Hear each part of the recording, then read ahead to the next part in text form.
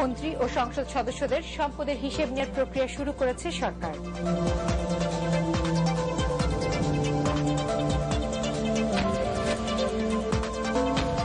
দেশে ১২২টি জঙ্গি সংগঠন তৎপর, সংবিধান থেকে ধর্মনিরপেক্ষতা মুছে ফেলায় জঙ্গিবাদের উত্থান ঘটেছে, মন্তব্য আইনমন্ত্রী। অনৈতিক হলেও মন্দা পরিস্থিতি ও ব্যবসায়ীদের চাপের কারণে বাজেটে কালো টাকা সাদা করার সুযোগ দেওয়া হতে পারে, জানালেন অর্থমন্ত্রী। এবং জাতীয় সংসদের ৬টি শূন্য আসনে উপনির্বাচন কাল, ব্যাপক কারচুপির আশঙ্কা বিএনপির, এ ধরনের আলামতে দেখছেন না নির্বাচন কমিশন। নতুন সুপার সিম্পল প্ল্যান, মাত্র ৮৮ পয়সা মানে ২৪ ঘন্টা যে কোনো মোবাইলে। এয়ারটেল। শুনছিলেন শিরোনাম, সংবাদে এছাড়াও থাকছে অর্থনৈতিক মন্দা নিয়ে বেশি।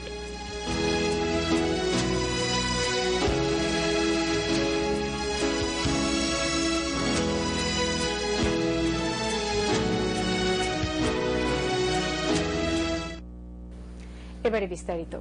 ক্যান্টনমেন্ট মইনুল রোডের বাড়িটি পিলখালী নিহত সেনা সদস্যদের পরিবারের জন্য ছেড়ে দিতে খালেদা জিয়ার প্রতি আহ্বান জানিয়েছেন প্রধানমন্ত্রী শেখ হাসিনা।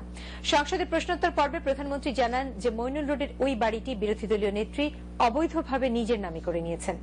তিনি স্বইচ্ছায় সেটি ছেড়ে দিলে সেখানে নিহত সেনা সদস্যদের পরিবারের জন্য ফ্ল্যাট নির্মাণ করে দিতে পারে সরকার।